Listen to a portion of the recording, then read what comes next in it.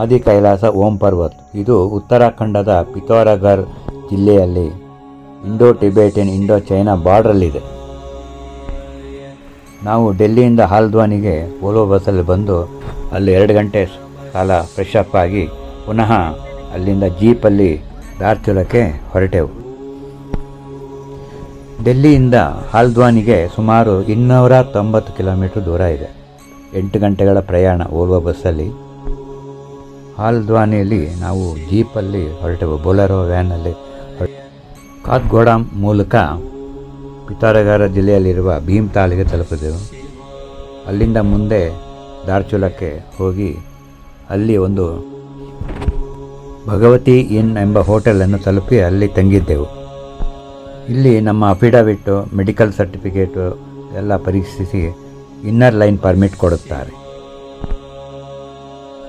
ಕೈಲಾಸ ಪರ್ವತ 5 ಥರ ಇದೆ. ಪಂಚ ಕೈಲಾಸ ಅಂತ ಹೇಳ್ತೀವಿ. ಅದರಲ್ಲಿ ಮುಖ್ಯವಾಗಿದ್ದು ಮೌಂಟ್ ಕೈಲಾಸ್ ಮಾನಸ ಸರೋವರ. ಇದು ಚೈನಾ ಆಕ್ರಮಿತ ಟಿಬೆಟ್ ದೇಶದಲ್ಲಿ ಇದೆ. ಇದು ಬಿಟ್ಟರೆ ಆದಿ ಕೈಲಾಸ್ ಏನು ಪಿಥೌರಗಢ್ ಜಿಲ್ಲೆಯ ಇಂಡೋ ಟಿಬೆಟ್ ಬಾರ್ಡ್ರಲ್ಲಿ ಇದೆಯಲ್ಲ, ಅದು ಸ್ವಲ್ಪ ಫೇಮಸ್ ಆಗಿದೆ. ಇದಕ್ಕೆ Chhota Kailash, Baba Kailash, home of lord Shiva ಅಂತೆಲ್ಲ ಹೆಸರಿದೆ. ಇಲ್ಲಿ ಶಿವ ಪಾರ್ವತಿಯರು ತಮ್ಮ ಮಕ್ಕಳೊಡನೆ ಅಂದರೆ ಗಣಪತಿ ಮತ್ತು ಕಾರ್ತಿಕೇಯ ಇವರೊಡನೆ ವಾಸ ಮಾಡುತ್ತಿದ್ದಾರೆ ಎಂದು ಪ್ರತೀತಿ ಇದೆ. ಪಂಚಕೈಲಾಸದಲ್ಲಿ ಇನ್ನು ಬಾಕಿ ಉಳಿದಿರುವ 3 ಯಾವುದೆಂದರೆ ಮಣಿಮಹೇಶ್, ಕಿನ್ನೌರ್ ಕೈಲಾಸ, ಶ್ರೀಖಂಡ್ ಮಹಾದೇವ ಕೈಲಾಸ. ಇದು ಹಿಂದೂಗಳಿಗೆ, ಬೌದ್ಧರಿಗೆ, ಜೈನರಿಗೆ, ಬಾನ್ಸ್ ಪಂಗಡಗಳಿಗೆ ಒಂದು ವಿಶೇಷ ಯಾತ್ರಾ ಸ್ಥಳವಾಗಿದೆ.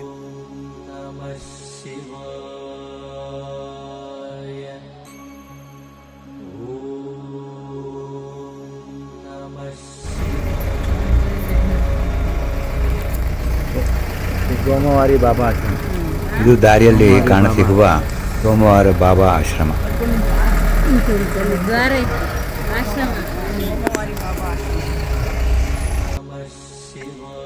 ಎಲ್ಲಿ ನೋಡಿದರೂ ಕಣಿವೆಗಳು, ಜರಿ ಹರಿಯುತ್ತಿರುತ್ತೆ, ಎತ್ತರದ ಮರಗಳು, ಆಳದ ಕಂದಕಗಳು, ಗಾಬರಿ ಹುಟ್ಟಿಸುವ ಸಣ್ಣ ಕಿರುದಾದ ದಾರಿಗಳು ಮತ್ತು ಅಲ್ಲಲ್ಲಿ ಕಾಣಸಿಗುವ ಸ್ಟೆಪ್ ಫಾರ್ಮಿಂಗ್ ಅಂತ ಹೇಳ್ತೀವಿ. ಮೆಟ್ಲು ಥರ ಗದ್ದೆಯನ್ನು ಮಾಡಿ ಅದರಲ್ಲಿ ಬೆಳೆಯನ್ನು ಬೆಳೆಯುತ್ತಾರೆ.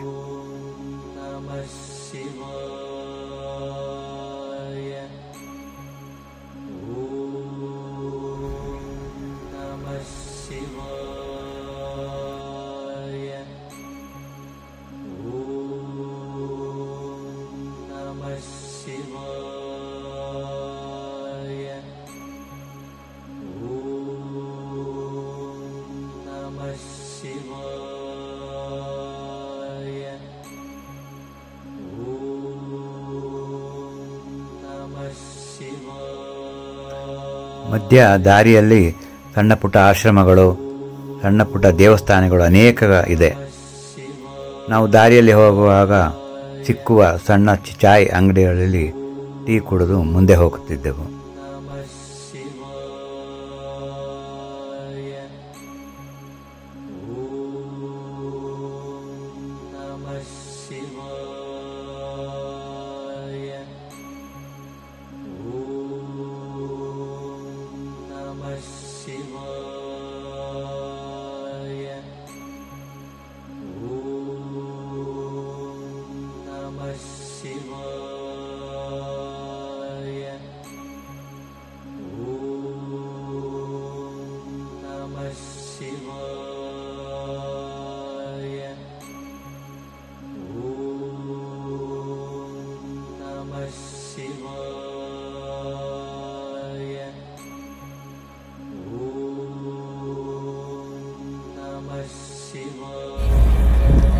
ನಮ್ಮ ಈ ಜೀಪಿನ ಡ್ರೈವರು ಒಂದೇ ಕೈಯಲ್ಲಿ ಡ್ರೈವ್ ಮಾಡ್ತಾ ಇನ್ನೊಂದು ಕೈಯಲ್ಲಿ ಫೋನ್ ಮಾತಾಡ್ತಾನೇ ಇದ್ದ.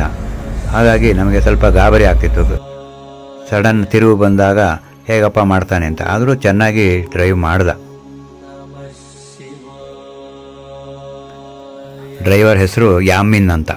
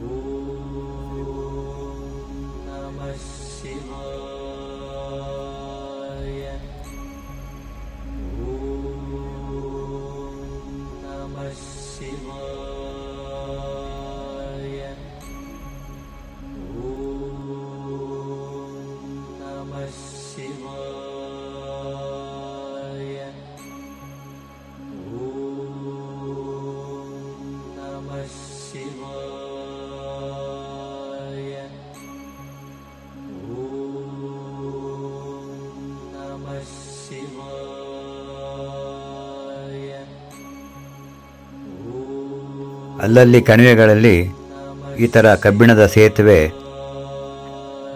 ಕಂಡುಬರುತ್ತದೆ. ಇದನ್ನೆಲ್ಲ ನಮ್ಮ ಮಿಲಿಟ್ರಿಯವರೇ ಮಾಡ್ತಾರೆ, ಈ ರಸ್ತೆಗಳನ್ನೆಲ್ಲ. BRO ಬಾರ್ಡರ್ ರೋಡ್ ಆರ್ಗನೈಸೇಷನ್, ಇದು ಮಿಲಿಟ್ರಿಯವರೇ ನಡೆಸುತ್ತಿರುವ ಒಂದು ರಸ್ತೆಯ ಕಾಮಗಾರಿ.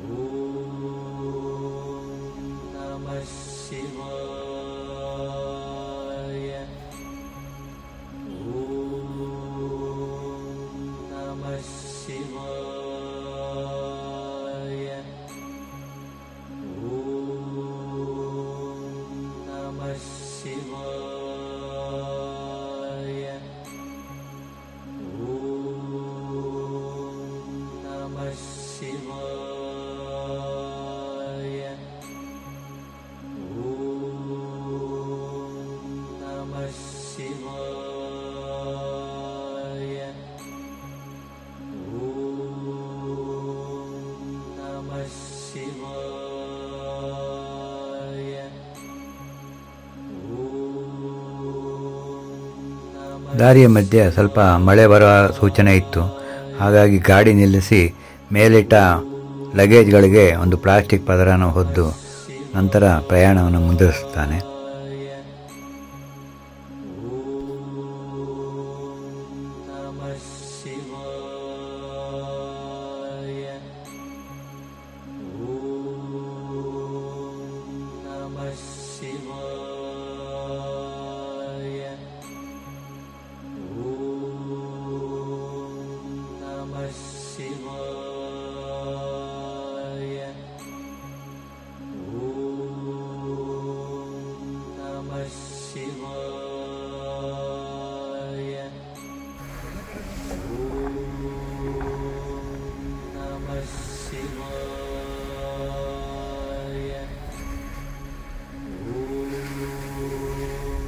ಸ್ವಲ್ಪ ದೂರ ಹೋದ್ಮೇಲೆ ಮಳೆ ಕಮ್ಮಿಯಾಗಿ ಮುಳುಗುತ್ತಿರುವ ಸೂರ್ಯ ಕಾಣಿಸ್ತಾ ಇದ್ದ. ತುಂಬ ಅಂದವಾದ ದೃಶ್ಯ, ಮನಮೋಹಕ.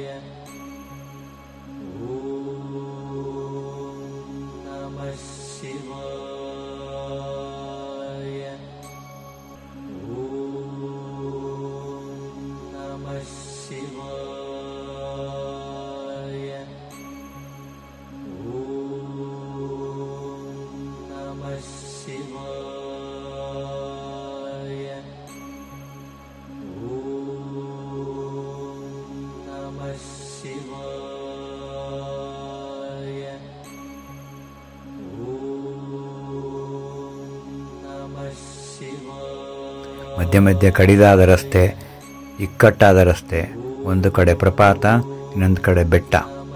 ಎದುರುಗಡೆಯಿಂದ ಇನ್ನೊಂದು ವೆಹಿಕಲ್ ಬಂದರೆ ಬಹಳ ನಾಜೂಕಾಗಿ ಹೋಗಬೇಕಾಗತ್ತೆ. ತಿರುವುಗಳಲ್ಲಿ ಹಾರ್ನ್ ಮಾಡ್ಕೊಂಡು ಹೋಗ್ತಾ ಇರ್ತಾರೆ. ಒಂದೊಂದ್ಸಲ ಮೈ ಜುಮ್ ಅನ್ನತ್ತೆ. ಇದು ದಾರಿಲಿ ಮಳೆ ಜಾಸ್ತಿಯಾಗಿ ಒಂದು ದೊಡ್ಡ ಮರ ಅಡ್ಡ ಬಿದ್ದಿತ್ತು. ಅದು ತಕ್ಷಣ ಫಾರೆಸ್ಟ್ ಡಿಪಾರ್ಟ್ಮೆಂಟ್ ಬಂದು ಅದನ್ನು ಬುಲ್ಡೋಸರಿಂದ ಬದಿಗೆ ತಳ್ಳಿದ್ರು. ಇಷ್ಟು ಕೆಲಸ ಮಾಡೋದಕ್ಕೆ ಸುಮಾರು 1.5 ಗಂಟೆ 2 ಗಂಟೆ ಬೇಕಾಯಿತು.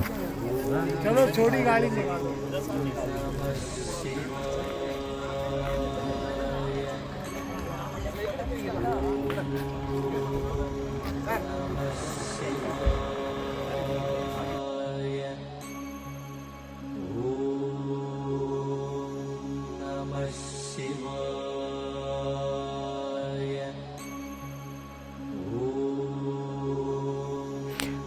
ನಂತರ ನಾವು ಧಾರಚುಲಾ ತಲುಪಿದೆವು. ಅಲ್ಲಿ ಹೋಟೆಲ್ ಭಗವತಿ ಇನ್ ಎಂಬಲ್ಲಿ ಒಂದು ರಾತ್ರಿ ತಂಗಿ ಇದ್ದೆವು. ಮಾರನೇ ದಿವಸ ಬೆಳಿಗ್ಗೆ ಪುನಃ ಹೊರಟೆವು. ಆಗ ನಮ್ಮ ಡ್ರೈವರ್ ಚೇಂಜ್ ಆದ. ಏಕೆಂದರೆ ಮುಂದೆ ಇನ್ನೂ ಕಡಿದಾದ ದಾರಿ ಇದೆ, ಅದನ್ನು ಡ್ರೈವ್ ಮಾಡೋಕ್ಕೆ ಸ್ಕಿಲ್ಡ್ ಡ್ರೈವರೇ ಆಗಬೇಕು. ಭಾಳ ಒಳ್ಳೆಯ ಡ್ರೈವರು, ರಮೇಶ ಅಂತ ಹೆಸರು. ಎಲ್ಲ ಮಾತಾಡ್ಕೊಂಡು ಹೋಗ್ತಾ ಇದ್ದ. ಅಲ್ಲಲ್ಲಿ ಫೋಟೋಗ್ರಫಿ ಸೀನ್ ಬಂದಾಗ ಇಳಿಸ್ಬಿಟ್ಟು ನೀವು ಫೋಟೋ ತೆಕ್ಕೊಳ್ಳಿ ಅಂತ ಹೇಳ್ತಾ ಇದ್ದ. ಮತ್ತು ಅಲ್ಲಿಯ ಪರಿಸರ, ಅಲ್ಲಿಯ ಸ್ಥಳ ವಿಶೇಷವನ್ನು ಚಾಚೂ ತಪ್ಪದೆ ವಿವರವಾಗಿ ಹೇಳ್ತಿದ್ದ.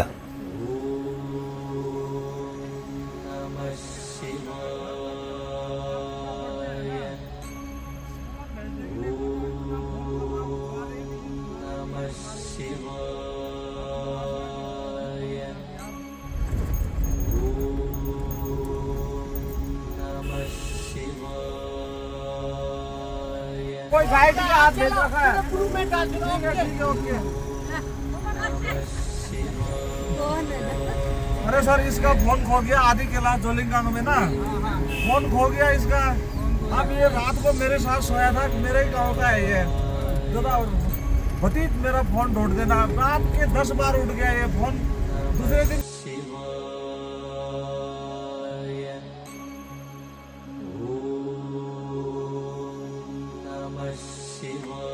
ಹೇಗಿದೆ ರಸ್ತೆ ನೋಡಿ. ಈ ತಗ್ಗಿನಲ್ಲಿ ಕಣಿವೆಯಲ್ಲಿ ಕಾಳಿ ನದಿ ಹರಿತಿದೆ. ಕಾಳಿ ನದಿ ಆ ಕಡೆ ಇರೋದೆಲ್ಲ ನೇಪಾಳು, ಈ ಕಡೆ ಎಡಗಡೆ ಇರೋದೆಲ್ಲ ನಮ್ಮ ಭಾರತ ದೇಶಕ್ಕೆ ಸೇರಿದ್ದು.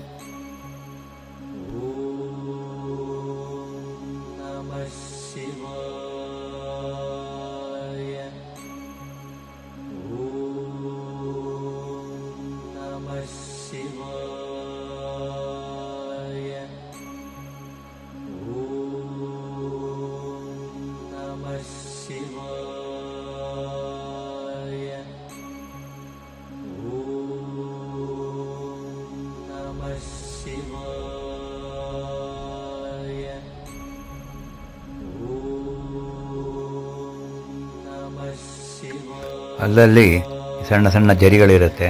ಈ ಜರಿಗೆ ಫೋಟೋ ತೆಕ್ಕೊಳ್ಳೋಕ್ಕೋಸ್ಕರ ಸ್ವಲ್ಪ ಹೊತ್ತು ನಿಲ್ಲಿಸಿದ್ದ. ನಾವು ಸ್ವಲ್ಪ ದೂರ ಓಡಾಡಿಕೊಂಡು ಖುಷಿಯಾಗಿ ಬಂದೆವು.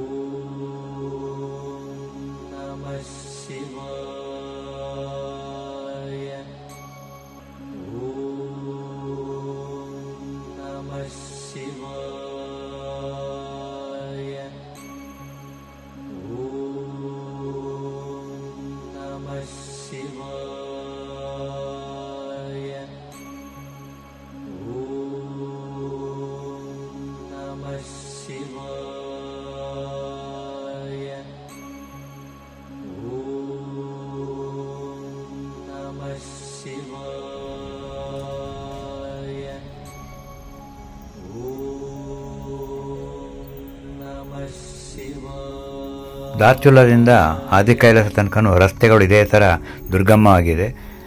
ಮಧ್ಯ ಕೆಲವು ಸಲ ಟಾರ್ ರೋಡ್ ಇದೆ. ಬಟ್ ಟಾರ್ ರೋಡ್ ಇರೋದು ಕೇವಲ ಒಂದು 20% ಅಂತ ಹೇಳ್ಬೋದು. ಇನ್ನು ಉಳಿದ 80% ಕೂಡ ಇದೇ ಥರ ಮಣ್ಣು ಕಲ್ಲುಗಳಿಂದ ತುಂಬಿ ನ್ಯಾರೋ ಆಗಿರುತ್ತೆ. ಎಷ್ಟೋ ಕಡೆ ರಸ್ತೆಯನ್ನು ಅಗಲ ಮಾಡೋದಕ್ಕೋಸ್ಕರ ಬಂಡೆ ಹೊಡಿತಾ ಇರ್ತಾರೆ. ಹಾಗಾಗಿ ಅಲ್ಲಿ ಇನ್ನೂ ರಸ್ತೆ ಕಿರಿದಾಗಿರುತ್ತೆ ನೋಡಿ. ಇಲ್ಲಾಗಲೇ ಟಾರ್ ರಸ್ತೆ.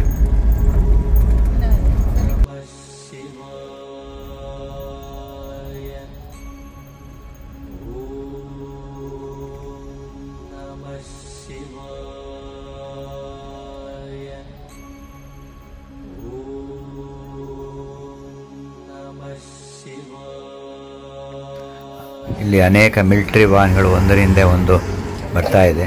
ಒಂದು 8 ಬಂದು, ಹಾಗಾಗಿ ನಾವು ಸ್ವಲ್ಪ ಹೊತ್ತು ನಿಂತ್ಕೋಬೇಕಾಯ್ತು ಅಲ್ಲೇ.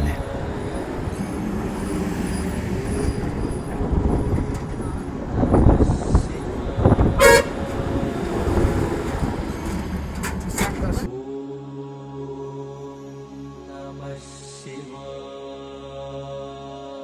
ನೋಡಿ ಹೇಗೆ ಬಂಡೆಯನ್ನೇ ಕೊರೆದ್ಬಿಟ್ಟು ರಸ್ತೆ ಮಾಡಿದ್ದಾರೆ. ಆ ಕೊರಕಲಲ್ಲಿ ನಾವು ಗಾಡಿನ ಓಡಿಸ್ಕೊಂಡು ಹೋಗಬೇಕಾಗತ್ತೆ. ತಿರುವಿನಲ್ಲಿ ಮುಂದೆ ಏನಿದೆ ಅಂತಲೇ ಗೊತ್ತಾಗಲ್ಲ. ಅನುಭವಿಸ್ದ ಡ್ರೈವರ್ಗಳಿಗೆ ಮಾತ್ರ ಸಾಧ್ಯ. ನಾವು ಸಿಟಿಯಲ್ಲಿ ಓಡಿಸೋರು, ಕಾರ್ ಓಡಿಸೋರು ಇಲ್ಲಿ ಖಂಡಿತ ಸಾಧ್ಯವಿಲ್ಲ. ನಾವೇನಾದ್ರು ಬಂದುಬಿಟ್ರೆ ನರ್ವಸ್ ಆಗಿಬಿಡ್ತೀವಿ.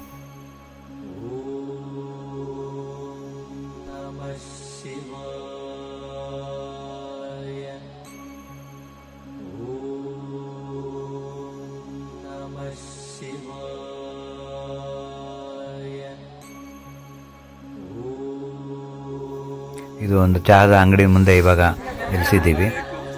ಗರ್ಭಧಾರ ಅಂತ ಹಳ್ಳಿ. ತುಂಬ ಖುಷಿಯಾಗಿ ಮಾತಾಡ್ತಾ ಇದ್ರು ಎಲ್ಲರೂ.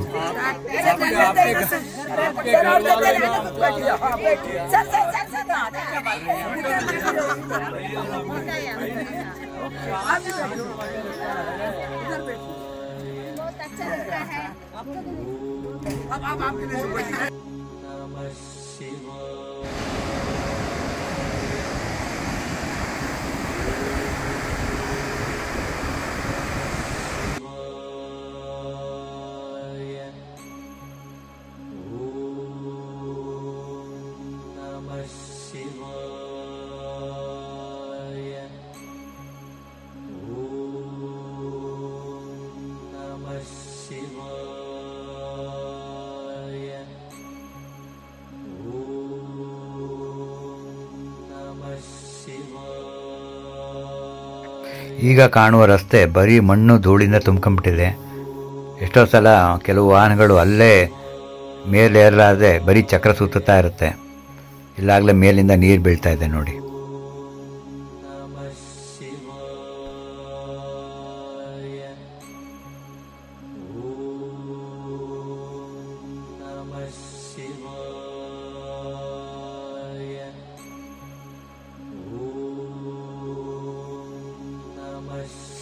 ಕೆಲವು ಕಡೆ ಭಯಾನಕ ದೃಶ್ಯಗಳು, ಕೆಲವು ಕಡೆ ಮನಮೋಹಕ ದೃಶ್ಯಗಳು.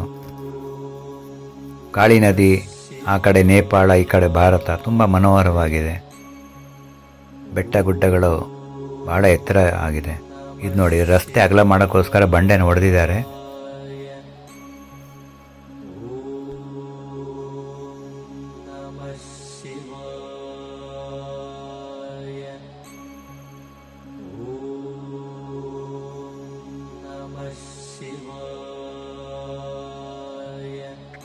ಇದ್ಯಾವುದೋ ಲ್ಯಾಂಡ್ ಸ್ಲೈಡ್ ಅಲ್ಲ, ಮಿಷನಿಂದ ಕೊರೆದ್ಬಿಟ್ಟು ಬಂಡೆನೆಲ್ಲ ಹೊಡೆದು ಚೂರು ಮಾಡಿ ರಸ್ತೆಯನ್ನು ಅಗಲ ಮಾಡ್ತಾ ಇರ್ತಾರೆ.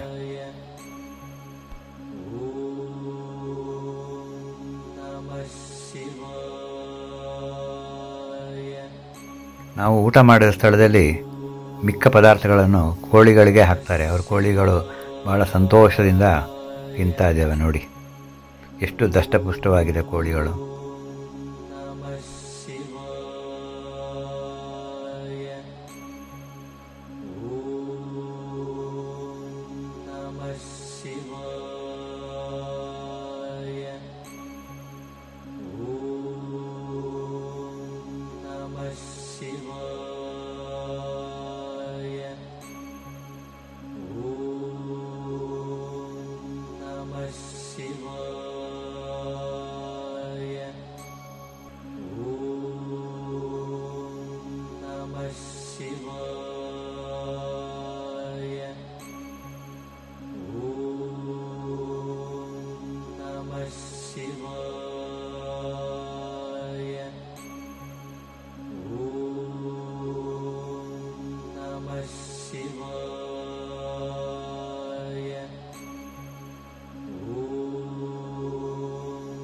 ಇದು ಒಂದು ಮಿಲಿಟ್ರಿ ಕ್ಯಾಂಪ್ ಇದೆ. ಇಲ್ಲಿ ದೂರದಲ್ಲೇ ಒಂದು ಚೆಕ್ ಪೋಸ್ಟ್ ಇದೆ. ಇದು ನಮಗೆ ಮೊದಲ ಚೆಕ್ ಪೋಸ್ಟ್. ಇಲ್ಲಿ ನಾವು ನಮ್ಮ ಇನ್ನರ್ ಲೈನ್ ಪರ್ಮಿಟನ್ನು ತೋರಿಸ್ಬೇಕು. ಅದೆಲ್ಲ ವೆರಿಫೈ ಮಾಡಿ ಒಂದೊಂದಾಗಿ ವೆಹಿಕಲನ್ನು ಒಳಗಡೆ ಬಿಡ್ತಾರೆ.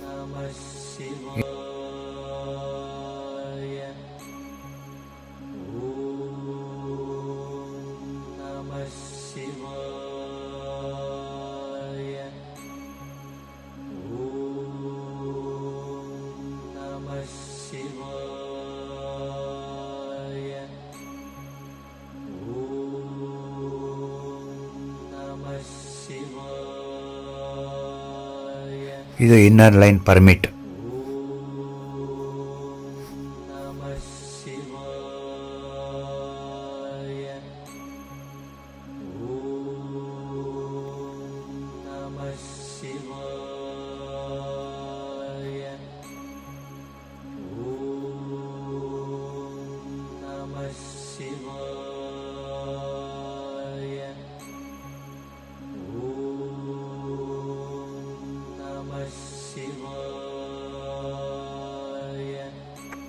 ದಾರಿ ಮಧ್ಯ ಇನ್ನೊಂದು ಚಹಾದ ಅಂಗಡಿಯಲ್ಲಿ ಚಹಾ ತಯಾರು ಮಾಡ್ತಾ ಇದ್ದಾರೆ. ಒಲೆ ನೋಡಿ ಎಷ್ಟು ಸೊಗಸಾಗಿದೆ, ಸೌದೆ ಒಲೆ.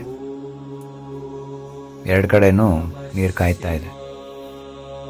ಭಾಳ ಚೆನ್ನಾಗಿ ಮಸಾಲೆ ಹಾಕಿ ಟೀ ಮಾಡಿಕೊಡ್ತಾರೆ ಇಲ್ಲಿ. ಸಿ ಬಕ್ ಥಾರ್ನ್ ಅಂತ, ಇದ್ರ ಜ್ಯೂಸ್ ಕೂಡ ಮಾಡಿಕೊಡ್ತಾರೆ ಇಲ್ಲಿ.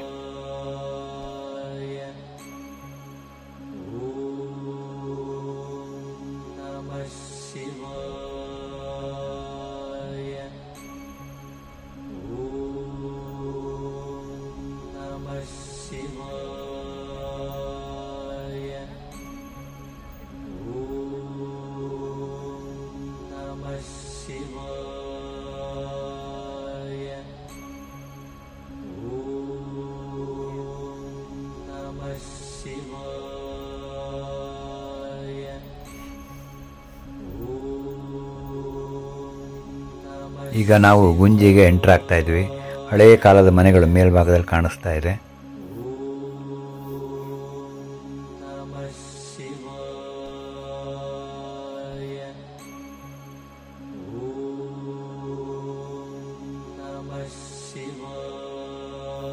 ಇದು ಕೆಳಭಾಗದಲ್ಲಿ ನದಿ ದಡದಲ್ಲಿ ಇರುವ ಗುಂಜಿ ಬೇಸ್ ಕ್ಯಾಂಪ್. ಇಲ್ಲೇ ನಮ್ಮ ಎಲ್ಲ ವಾಸ ಡೇರೆಗಳಿವೆ.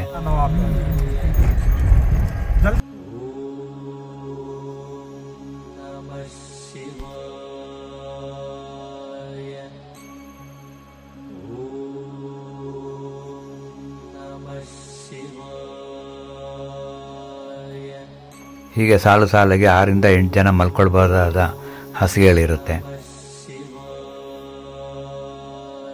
ಇದರಲ್ಲಿ ಈಗಲೂ ಥರ ಶೇಪಲ್ಲಿದೆ ನೋಡಿ ಕೆಲವು ಡೇರೆಗಳು.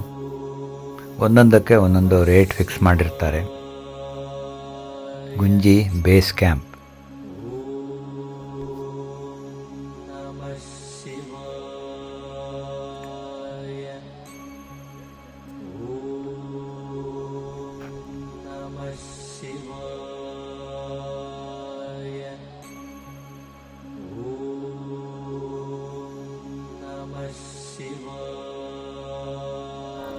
ಇದು ದೇಸಿ ಗೀಸರ್ ಜುಗಾದ್ ಅಂತ ಹೇಳ್ತೀವಿ.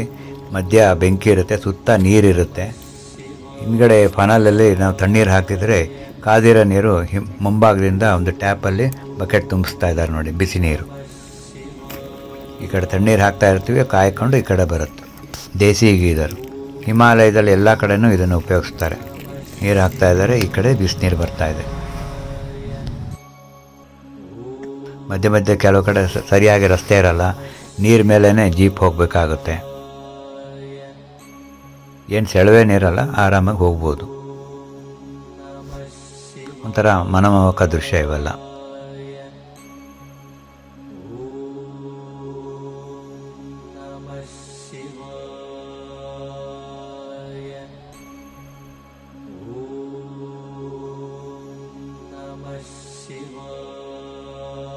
ಮಧ್ಯೆ ಮಧ್ಯೆ ಯಾಕಗಳಿದೆ. ಕೆಲವು ಸಲ ಹಸುಗಳು ಅಡ್ಡ ಬರೋದು ಉಂಟು. ನಿಧಾನವಾಗಿ ನಾವು ನೋಡಿಕೊಂಡು ಡ್ರೈವ್ ಮಾಡಬೇಕಾಗುತ್ತೆ. जो कुंती पांच भाई पांडव यहाँ यात्रा के लिए आए थे ना, यहाँ पर रुके थे. वो सामने में ये कुटिया बनी हुई है, ये धार्मिक टाइप में ऐसा होल में यहाँ पे रुके हुए थे. तो यहाँ से आदि कैलाश के लिए दर्शन करने गए. वहाँ से फिर आदि कैलाश से जहाँ गए ये पहाड़ बनते रहे, मतलब अपने अपने उसके. तब इस गांव का नाम कुटी पड़ा था.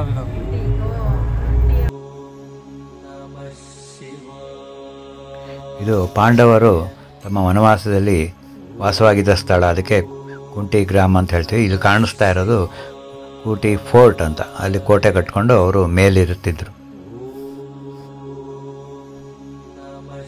ಇದು ಇನ್ನೊಂದು ಚೆಕ್ ಪೋಸ್ಟ್ ಬಂದಿದೆ. ಇಲ್ಲಿ ನೋಡಿ, ತುಂಬ ಹಳೆಯ ಕಾಲದ ಮನೆಗಳು, ಕಲ್ಲಲ್ಲೇ ಕಟ್ಟಿರ್ತಾರೆ. ದೂರದಲ್ಲಿ ಬೆಟ್ಟ ಗುಡ್ಡಗಳು, ಮಧ್ಯ ಕುಂತಿ ಫೋರ್ಟ್ ಕಾಣಿಸ್ತಾ ಇದೆ ನೋಡಿ. ಎಂತಹ ಸುಂದರವಾದ ದೃಶ್ಯ, ಮನಮೋಹಕ. ಮೈಯೆಲ್ಲ ಜುಮ್ ಅನ್ನತ್ತೆ ಪಾಂಡವರ ಚರಿತ್ರೆ ಕೇಳ್ತಾ ಇದ್ರೆ. ಹೆಜ್ಜೆ ಹೆಜ್ಜೆಗೂ ಪಾಂಡವರು ಇದ್ದ ಜಾಗದ ಕುರುಹುಗಳು ಅನೇಕ ಇದೆ. ಇದು ನೋಡಿ, ಕುದುರೆ ಮೇಲೆ ಸಾಮಾನನ್ನು ಮೇಲ್ಮಟ್ಟಕ್ಕೆ ಸಾಗಿಸೋಕ್ಕೆ ಉಪಯೋಗಿಸ್ತಾರೆ.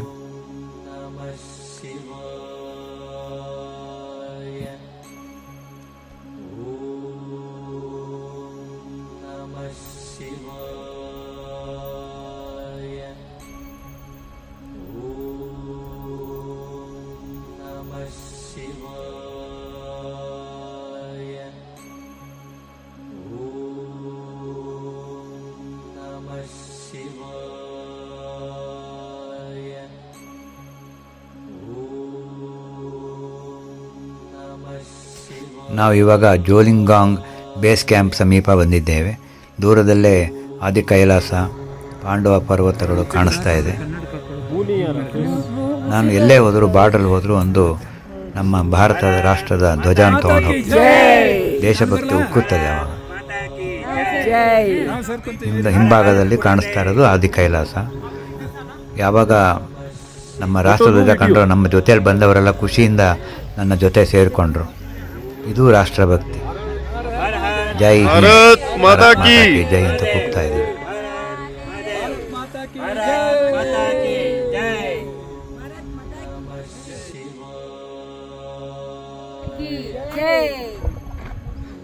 ಹೇಳಿ. ವಂದೇ ಮಾತರಂ, ವಂದೇ ಮಾತರಂ. भारत माता की जय, वंदे मातरम, वंदे हर हर हर हर महादेव, आदि कैलाश महादेव की जय, पार्वती देवी की जय, माता की जय, भारत माता की जय, हर हर महादेव, हर हर महादेव, आदि कैलास क्षेत्र की जय. ಆದಿ ಕೈಲಾಸದ ಎದುರುಗಡೆ ನಿಂತಿದ್ದೇವೆ.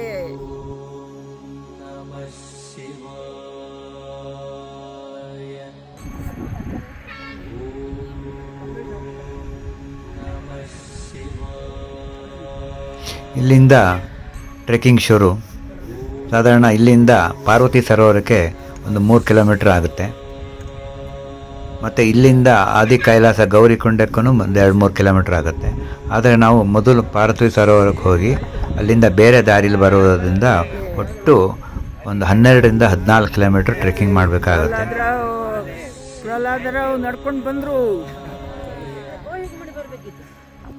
ನಾವು ನಮ್ಮ ಸ್ನೇಹಿತರು ಅನೇಕರು ಕುದುರೆ ಮೇಲೆ ಕೂತ್ಕೊಂಡು ಹೋದ್ವಿ.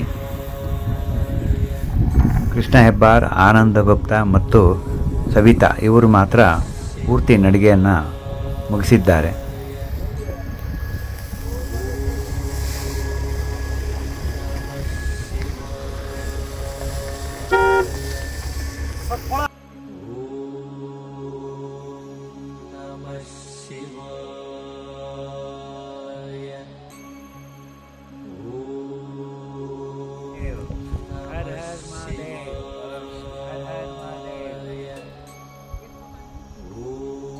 ಓಂ ನಮಃ ಶಿವಾಯ, ಓಂ ನಮಃ ಶಿವಾಯ, ಓಂ ನಮಃ ಶಿವಾಯ.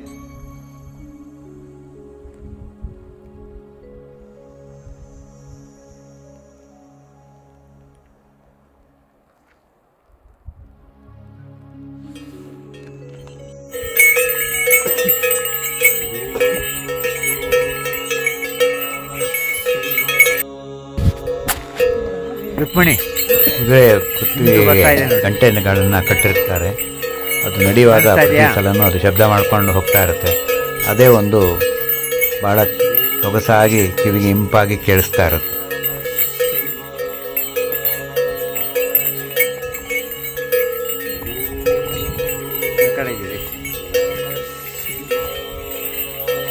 ಸ್ನೋಫಾಲ್ ಆಗ್ತಾ ಇದೆ ನೋಡಿ.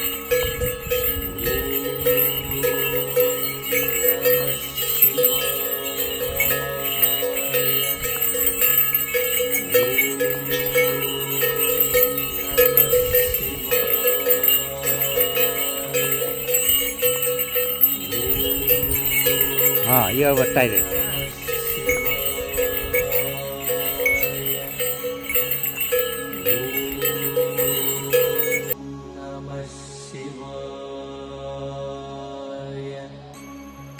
ಇದು ಪಾರ್ವತಿ ಸರೋವರ ಮತ್ತು ಹತ್ತಿರವಿರುವ ಪಾರ್ವತಿ ಶಿವ ಮಂದಿರ ಇದೆ.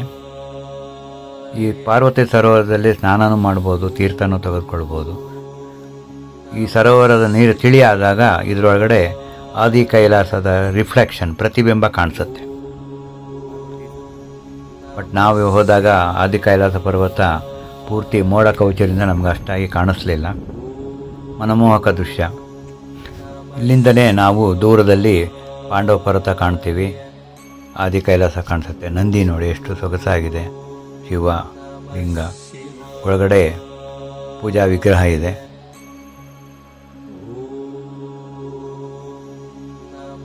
ಶಿವ ಪಾರ್ವತಿ ದೇವಸ್ಥಾನ.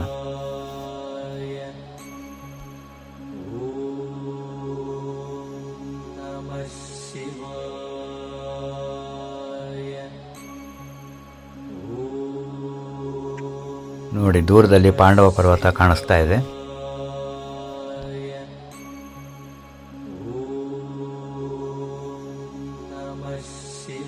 ಹಿನ್ನೆಲೆಯಲ್ಲಿ ಪರ್ವತದ 5 ಶಿಖರಗಳು ಒಟ್ಟಾಗಿ ಕಾಣಿಸ್ತಾ ಇದೆ. ಇದು ಪಾಂಡವ ಪರ್ವತ.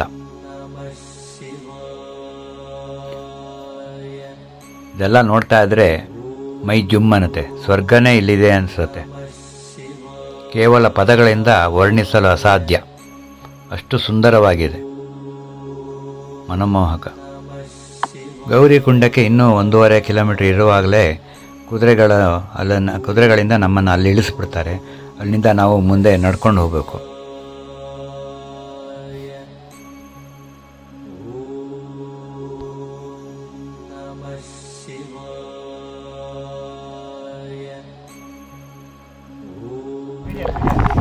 ಇದು ಗೌರಿಕುಂಡದ ಹತ್ರ.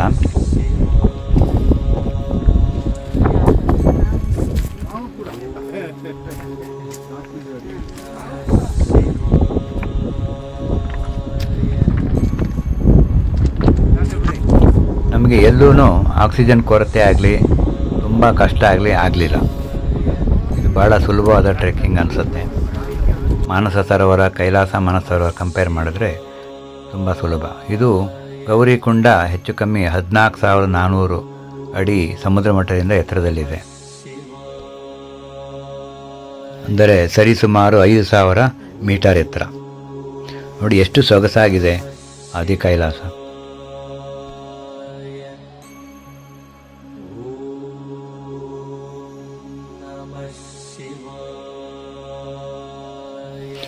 ಜೀವನದಲ್ಲಿ ಒಮ್ಮೆ ಆದರೂ ಎಲ್ಲರೂ ನೋಡಬೇಕಾದ ಒಂದು ಸ್ಥಳ.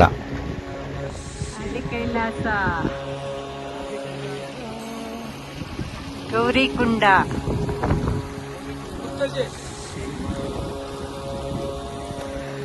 ಗುಪ್ತಾಜಿಯಲ್ಲಿದ್ದಾರೆ ಮೇಲೆ, ನಾವು ಕೆಳಗೆ ಬಂದಿದ್ದೀವಿ. ಈ ಕಡೆ ಅದು ಕರೆಕ್ಟ್ ಇದೆ. ನಾನು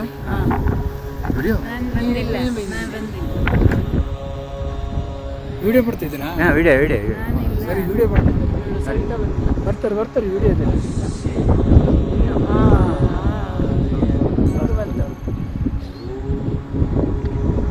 ಎಲ್ಲರ ಮುಖದಲ್ಲೂ ಎಷ್ಟು ಆನಂದ. ನಾವು ಆ ಜಾಗವನ್ನು ತಲುಪಿದ್ದಕ್ಕೆ ಆಗುವ ಖುಷಿ ವರ್ಣನಾತೀತ.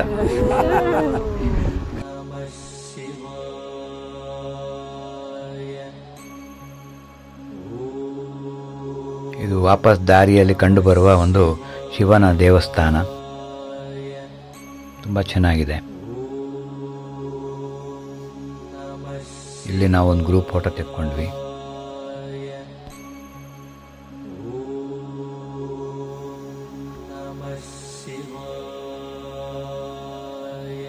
ಈ ಕಾಳಿ ನದಿಗೆ ಶಾರದಾ ನದಿ ಅಂತಲೂ ಹೆಸರು, ಕಾಳಿ ನದಿ ಅಂತಲೂ ಹೇಳ್ತಾರೆ. ಇದು ನೇಪಾಳ ಮತ್ತು ಭಾರತನ ಡಿವೈಡ್ ಮಾಡೋಕ್ಕೆ ಒಂದು ರೇಖೆಯಾಗಿ ಇರುತ್ತೆ. ಎಷ್ಟು ಸೊಗಸಾಗಿದೆ ನೋಡಿ, ತಿಳಿ ನೀರು, ನಿರ್ಮಲ.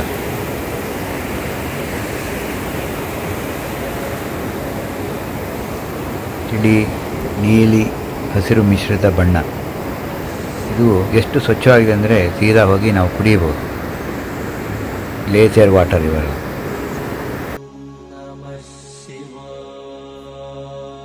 ಹಬ್ಬ, ಎಷ್ಟು ಮನಮೋಹಕ ದೃಶ್ಯ.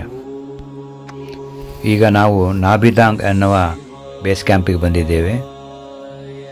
ಇಲ್ಲಿಂದ ನಾವು ಓಂ ಪರ್ವತ ಮತ್ತು ಪಾರ್ವತಿ ನಾಭಿ ದೃಶ್ಯವನ್ನು ಕಾಣಬಹುದು. ಈ ಓಂ ಪರ್ವತ ಅನ್ನೋದು ಒಂದು ಸ್ನೋ ಫಾಲ್ ಆಗಿ ಓಂ ಆಕಾರದಲ್ಲಿ ಕಾಣಿಸುತ್ತೆ. ಇದು ನಮಗೆ ಭಾರತ ದೇಶದ ಕಡೆಯಿಂದ ಮಾತ್ರ ಕಾಣಿಸುತ್ತೆ. ಈ ಓಂ ಪರ್ವತದ ಹಿಂದೆ ಟಿಬೆಟ್, ಚೈನಾ ಇದೆ.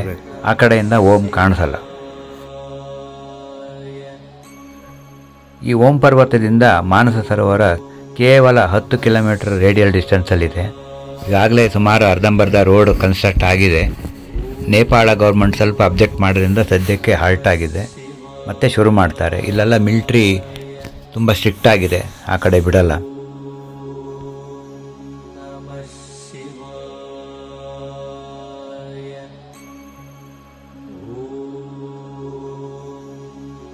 ಪಾರ್ವತಿ ನಾಭಿ.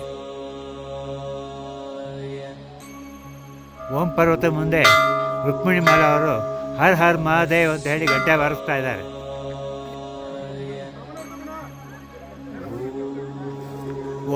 ಓಂ ಪರ್ವತ ಕಾಣಿಸ್ತಾ ಇದೆ. ಆದರೆ ಸ್ವಲ್ಪ ಮೋಡ ಕವಚದಿಂದ ನಮಗೆ ಓಂ ಅನ್ನೋದು ಅಷ್ಟು ಸ್ಪಷ್ಟವಾಗಿ ಕಾಣಿಸ್ತಾ ಇಲ್ಲ. ಸ್ವಲ್ಪ ಹೊತ್ತು ಕಾದು ನೋಡೋಣ. ಬಿಸಿಲು ಬರ್ತಾ ಇದೆ, ಚಳಿ ಆಗ್ಬೋದು. ಕಾದು ನೋಡಬೇಕು.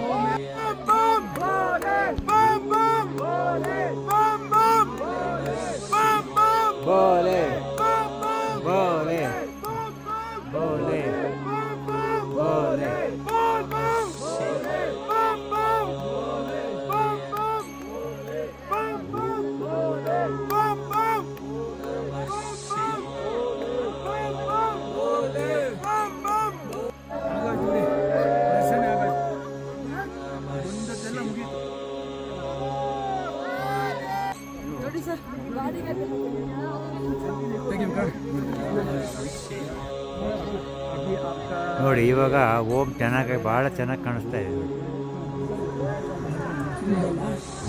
ನೋಡಿ, ಓಂ ಭಾಳ ಚೆನ್ನಾಗಿ ಕಾಣಿಸ್ತಾ ಇದೆ. ಸರಿಯಾಗಿ ಕಾಣ್ತಾ ಇದೆ. ಕರೆಕ್ಟ್ ಕಾಣ್ತಾ ಇದೆ. ಓಂ ಎಲ್ಲ ಮೋಡ ಎಲ್ಲ ಕ್ಲಿಯರ್ ಆಗಿದೆ. ಓಂ ಭಾಳ ಚೆನ್ನಾಗಿ ಕಾಣಿಸ್ತಾ ಇದೆ. ಈ ಕಡೆಯಲ್ಲಿ, ಈ ಬದಿಯಲ್ಲಿ ಬಲಗಡೆ ನನ್ನ ಕೈ ನೇರಕ್ಕೆ ನೋಡಿ. ಈ ಸೈಡ್ ಸೆಂಟ್ರಲ್.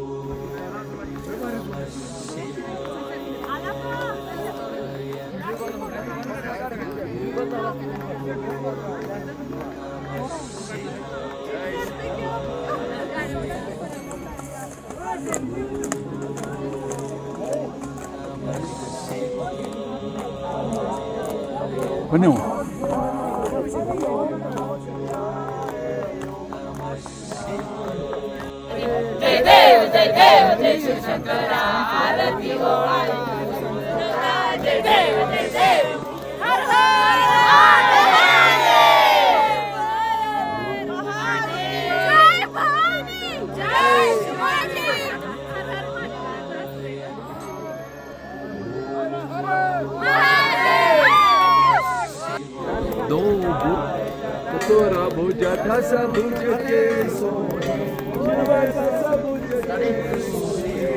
फोटो खींच आगे देखिए।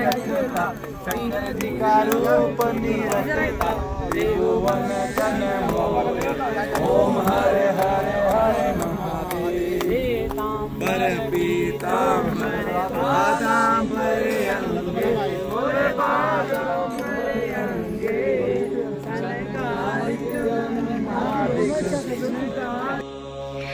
ಯೂತ್ ಹಾಸ್ಟೆಲ್ಸ್ ಬ್ಯಾನರ್ ಹಿಡ್ಕೊಂಡು ಒಂದು ಗ್ರೂಪ್ ಫೋಟೋ.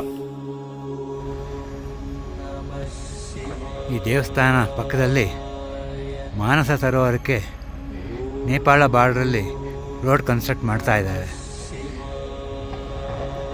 ಇಲ್ಲಿಂದ ಮಾನಸ ಸರೋವರ ಕೇವಲ 10 ಕಿಲೋಮೀಟರ್ ಆಗುತ್ತೆ. ರೇಡಿಯಲ್ ಡಿಸ್ಟೆನ್ಸ್ ಇರಬೇಕು.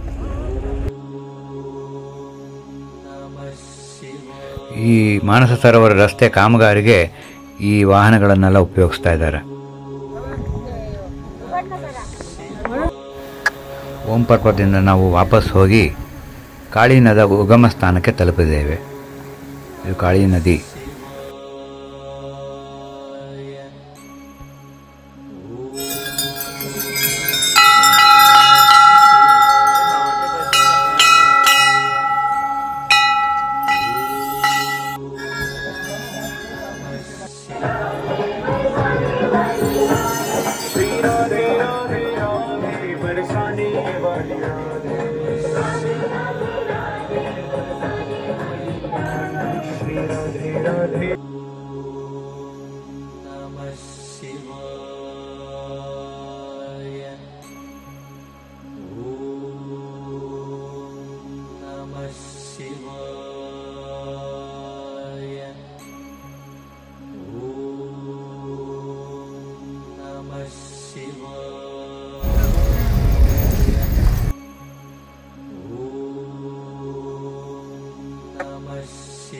ಮುಂದೆ ಬಂದು ನಾವು ನಾರಾಯಣಾಶ್ರಮದಲ್ಲಿ ಆ ದಿನ ರಾತ್ರಿ ಅಲ್ಲೇ ತಂಗಿ ಅಲ್ಲೇ ಊಟ ಮಾಡಿರುತ್ತೆ.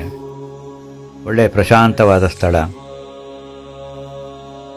ಇದು. ಮೈಸೂರಿನ ಇಂಜಿನಿಯರೊಬ್ಬರು ಸ್ಥಾಪಿಸಿದ ಆಶ್ರಮ. ಅವರು 1956 ತೀರ್ಕೊಂಡಿರ್ತಾರೆ.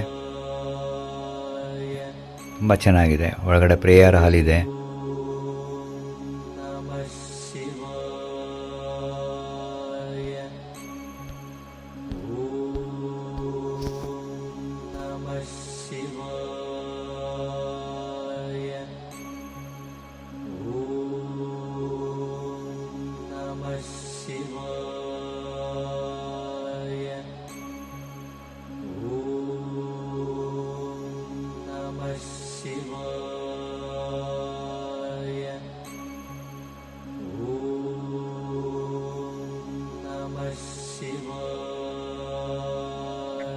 ನಾರಾಯಣ ಆಶ್ರಮದಿಂದ ವಾಪಸ್ ಧಾರಚುಲಕ್ಕೆ ಹೋಗುವಾಗ ಒಂದು ಹಳೆಯ ಕಾಲದ ಹಿಮಾಲಯದ ಮನೆ ನೋಡಿದ್ದೀವಿ.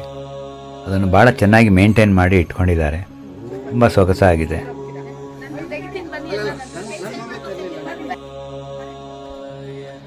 ನಮ್ಮವರೆಲ್ಲ ಅಲ್ಲಿ ಫೋಟೋ ತೆಗೆಸ್ಕೊಂಡ್ರು.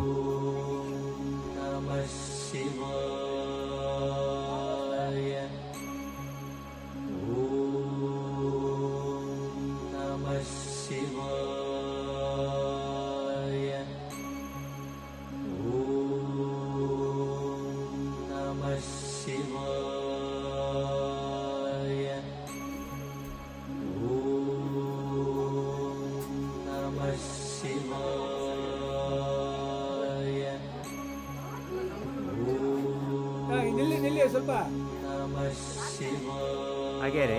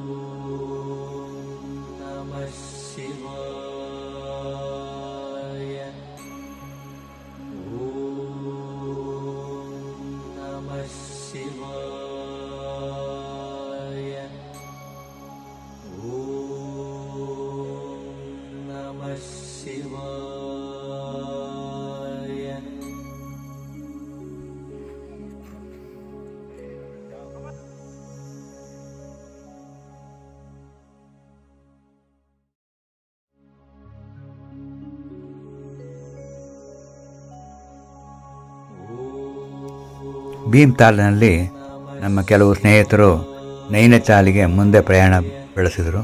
ನಾವು ಧಾರಚುಲಕ್ಕೆ ವಾಪಸ್ಸಾದೆವು. ಇದು ಭೀಮ್ತಾಲ್. ಇಲ್ಲೆಲ್ಲ ವಾಟರ್ ಬೋಟ್ಗಳೆಲ್ಲ ಇದೆ.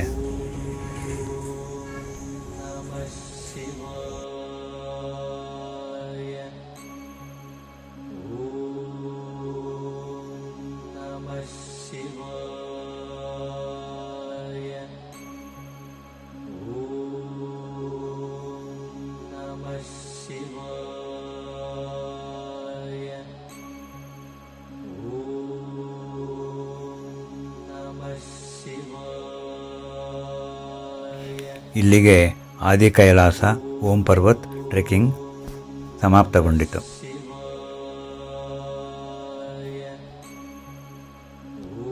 ನಮಸ್ಕಾರ.